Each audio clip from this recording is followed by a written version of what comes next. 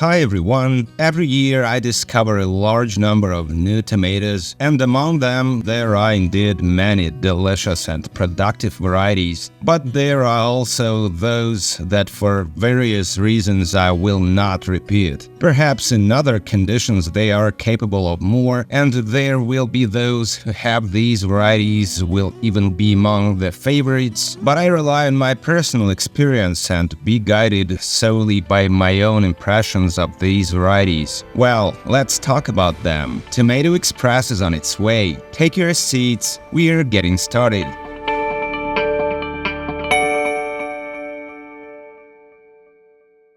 The first tomato that didn't meet my expectations is called Varsovia, a dark fruited variety from Poland, from which I had higher hopes. In terms of yield, it was quite good, and the tomatoes are quite decent looking, classic for black beefsteak tomatoes. And I'm even ready to forgive the propensity of the fruit to crack, as it was not a big problem for me, because such tomatoes I grow exclusively for eating raw. But here lies the main problem. During the tasting, having seen how the fruit look on the cut, I was almost 100% sure that the taste will be fine, and they are described as exceptionally tasty, with the aroma of sweet red wine. But alas, it didn't seem so to me, and the flavor couldn't reveal itself even by the end of the season, which is not typical for such varieties. The flavor is sweet, in general it's even quite a taste of a homegrown tomato, but it's not bright, especially when I could compare it with similar varieties, such as Serra Black or Violet Noir. And it's for this reason that I do not plan to grow the Varsovia tomato again.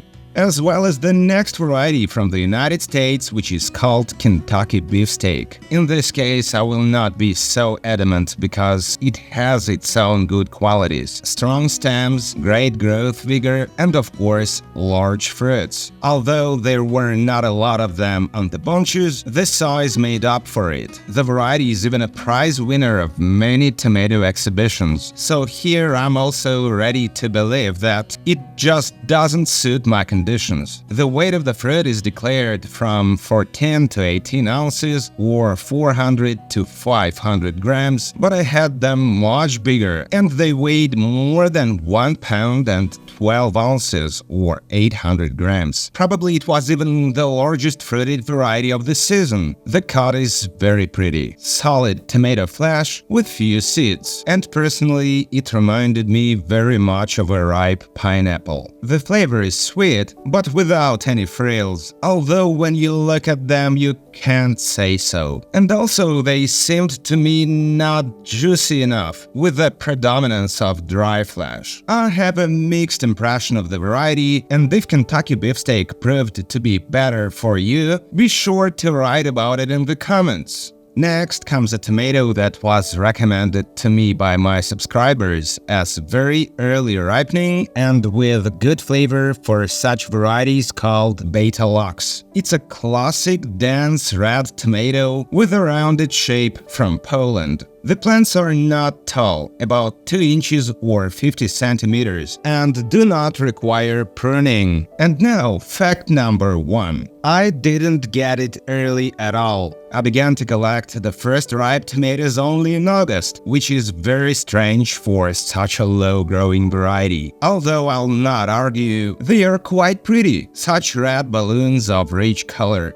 Fact number 2. Their flavor is very modest, and if it's still not a bad tomato for canning, then raw it's unlikely to please you. If perhaps you are feeling lazy, not requiring special care, Betalock is certainly suitable, but having a large number of the same low-growing dwarf tomatoes with a more intense flavor, I would rather opt for the latter. And now let's talk about cherries, in particular about a hybrid with multiflora type clusters from Russia called Orange Cocktail F1. I don't often grow hybrids, but I received these seeds as a gift and decided to give it a chance. The plant is actually very beautiful, and despite the fact that in the seedlings it was only a few centimeters or about 2 inches high, after placing it in the greenhouse, the plant intensely progressively gained growth and overcame the mark of 6 feet 7 inches or 2 meters by the beginning of August. The clusters are huge, but at the same time strong and flexible, and set fruit quite successfully. Tomatoes are small, yellow in color, there are a lot of them, and they can stay in the bunches for a long time and do not spoil. The variety has high decorative qualities. Watching it grow was pleasant, but this is where the pluses end, especially since we're talking about cherry tomatoes, from which, first of all, you expect just even more intense flavor than other varieties. I don't know why this hybrid was bred at all, but it's absolutely impossible to eat. Yes, some hints of flavor are present, and that's it. And of course, it's not a competitor to, for example, yellow cherry potato leaf variety, which I grow every year just for its rich flavor, and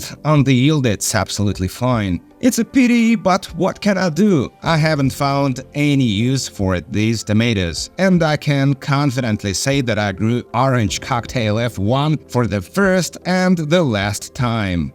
The next tomato is a much more complicated story, and it has both its pros and cons, and it's an Italian variety called Giante Friulano. It's a high-growing tomato with ribbed, pear-shaped fruits of red color. By the way, the size of the fruit is very decent, and thanks to this, Giante Friulano showed quite a good yield. Usually, if the name of the variety has the word giant, tomatoes don't grow large, but this time the unpleasant tradition was avoided, and the weight of the fruit was about 1 pound and 2 ounces, or half a kilo. Although they looked heavier, and here is why. The clue was hidden inside, where I found almost no flesh. The flavor is mild, with sweetness, but quite simple. I wouldn't say it's exactly what I'm looking for when eaten raw, although I'm more than sure it would be great for making stuffed tomatoes. I know there are a lot of fans of such recipes, and Giante Friulano seems to be created for this purpose. And for juices and sauces, thanks to the high amount of dry substance, it's also a good option. Personally, I'm more accustomed to stuffing peppers than tomatoes, and for this reason,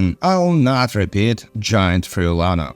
Well, and a few words about dwarf tomatoes. Although I love them very much, still in this line there are also varieties that in some characteristics are inferior to their brothers. One of such tomatoes turned out to be dwarf Dainty Isabel. Externally, a very beautiful variety with a potato leaf and tomatoes of dark purple color. With the yield, everything was fine. Plants didn't get sick, didn't suffer from heat, and actively set fruit. In general, the first impression was quite good, but exactly until I started tasting. The flavor of tomatoes is sweetish, without any delights, without noticeable acidity. It didn't seem to have any brightness to me, although the tomatoes looked pretty on the cut. I liked Dwarf Haze's Dream much better. By the way, it also has potato leaves, and it was much more flavorful, while being just as good as Dainty Isabel in terms of yield. So if I had to choose between Dainty Isabel and Dwarf Haze's Dream, I would definitely choose the latter.